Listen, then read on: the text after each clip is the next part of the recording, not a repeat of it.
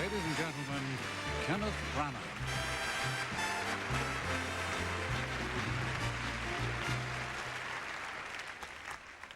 I recently had the great privilege of directing a film of William Shakespeare's play Hamlet. We were honored to work with some of the acting world's finest talents. This was a cast which included Julie Christie, Rosemary Harris, Derek Jacobi, Richard Attenborough, Gerard Depardieu, Charlton Heston, Robin Williams, and Billy Crystal. The great John Gielgud was also in the cast, and when I told him of this list of luminaries, he said, "Oh, yes, they're lovely, but when does Jack Lemmon arrive?" This is the impact that this quiet man has on those of us who work in this profession. Of course, he is a screen legend and a huge popular star, but he is also an actor's actor. Methodical, committed, and very generous. When he came to our film, he had the admiration of the entire cast and crew. When he left it, we were in awe of him as an actor and as a man. Jack has a ritual before each take.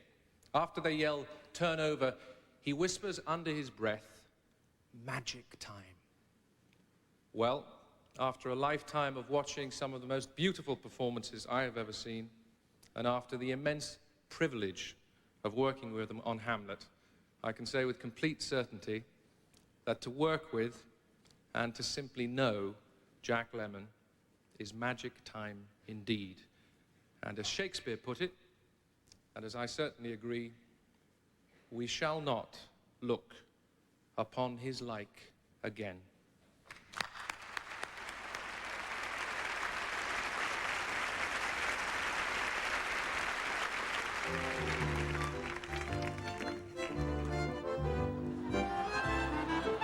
John Euler Lemmon, the third, no less. His growing up was very Boston, very Back Bay, very, very. The day he got a laugh in the school play, he came home and made a shocking announcement. He was going to be an actor.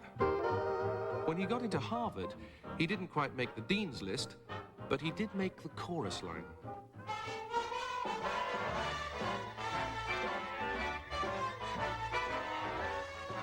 Semester after semester, he was an extracurricular smash.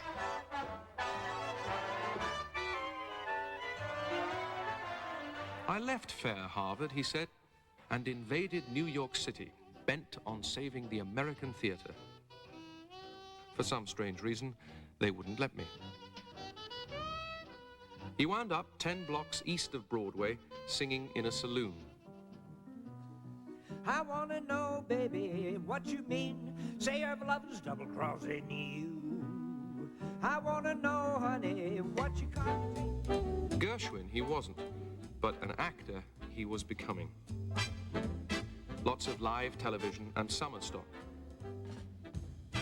After 400 roles, including his share of flops, he graduated with flying colors from the Royal Academy of Pounding the Pavement. Then, eventually, a chance at the movies. Hollywood pegged him as a kind of regular Joe, sweet-faced, squeaky clean, and harmless.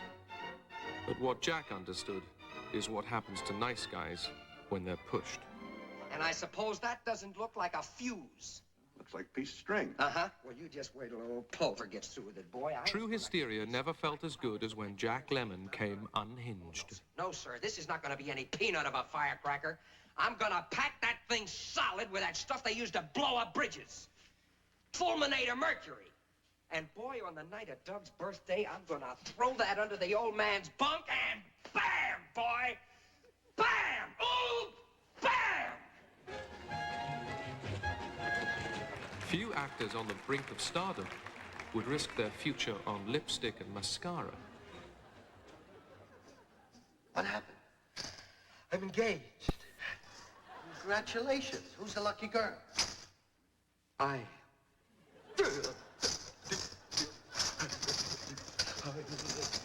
What? Osgood proposed to me. We're planning a June wedding. What are you talking talking about? You can't marry Osgood. You think he's too old for me? Jerry, you can't be serious. Why not? He keeps marrying girls all the time. But you're not a girl, you're a guy. And why would a guy want to marry a guy? Security.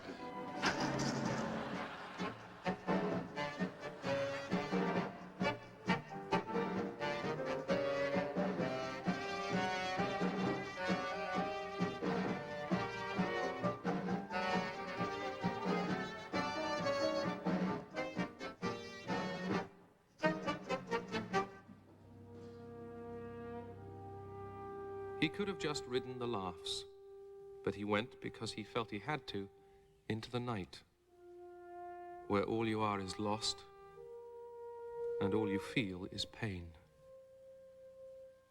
Look at us. See? A couple of bums. Now look, listen to me. You gotta listen to me. It came to me all of a sudden. I saw the whole thing. You know why I've been fired from 5 jobs in 4 years, and it's not politics. Like we always say, it's not office politics or jealousy or any of that stuff. It's booze. It's booze. A couple of drinks. We have more than a couple of drinks. We get drunk. We stay drunk most of the time. Look at that dump that we live in and the clothes that we wear. We send that child off to school like she's looking. I'm a drunk and I don't do my job, and that's it. I'm a drunk and I don't do my job, and I get fired and I can't get a job now, and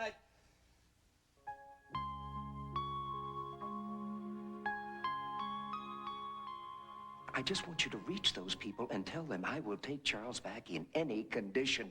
I'm not going to make a stink. I'm not going to go to the newspapers. You make out any kind of a release form, I will sign it. I will absolve anyone, everyone, of everything. I just want my boy back.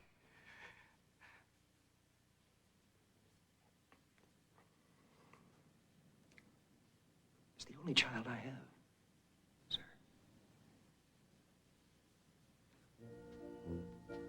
With Jack, it's always everyday men, flawed men.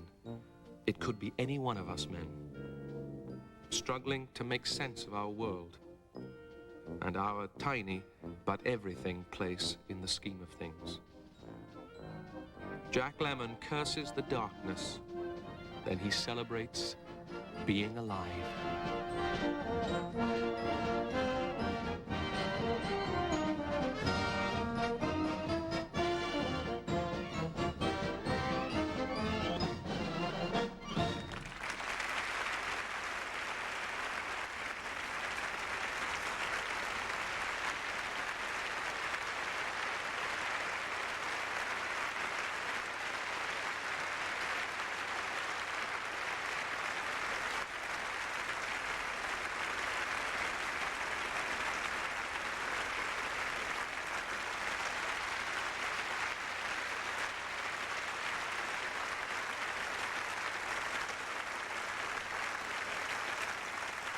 A bylaw of Harvard University, written in 1762, provided that no student would be an actor in any stage plays, interludes, or theatrical entertainments.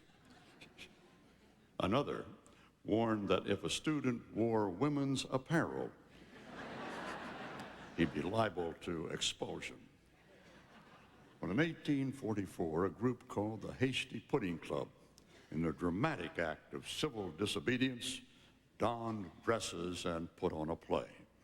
In 1945, the composer and the star of the Hasty Pudding performance was a young man named John Euler Lemmon III. Half a century later, members of the Hasty Pudding have come to Washington to pay their respects to one of their own.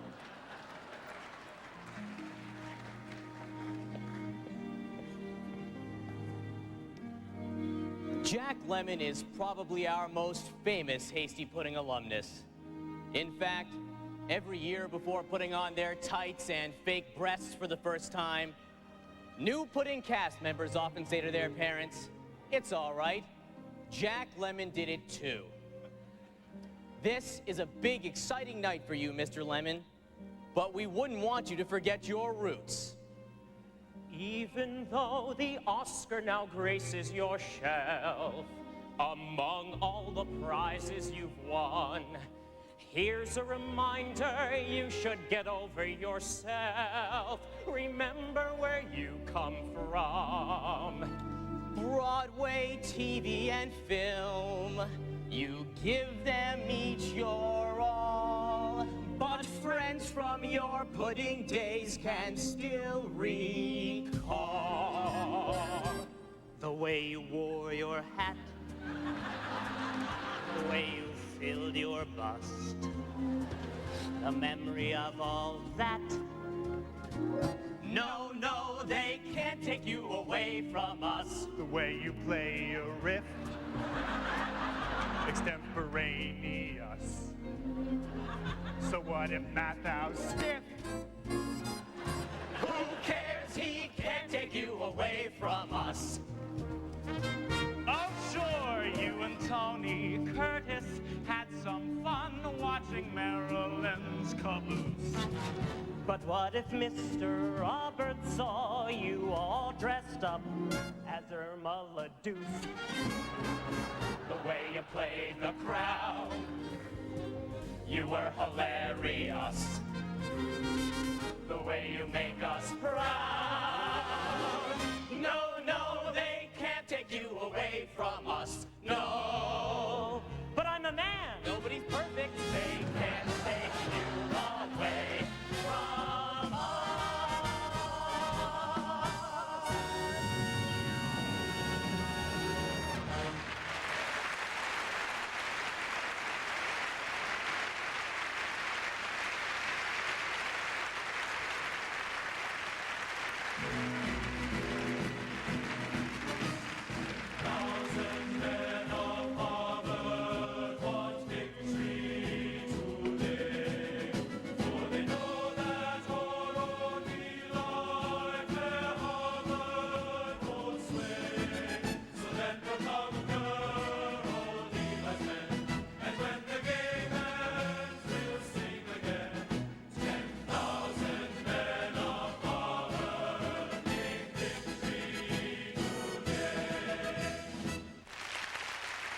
Ladies and gentlemen, the Harvard Glee Club under the direction of Dr. Jameson Martin.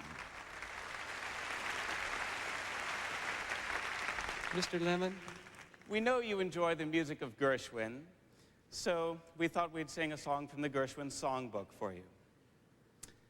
You have made 55 films, Mr. Lemmon, so for us, the memories are here to stay.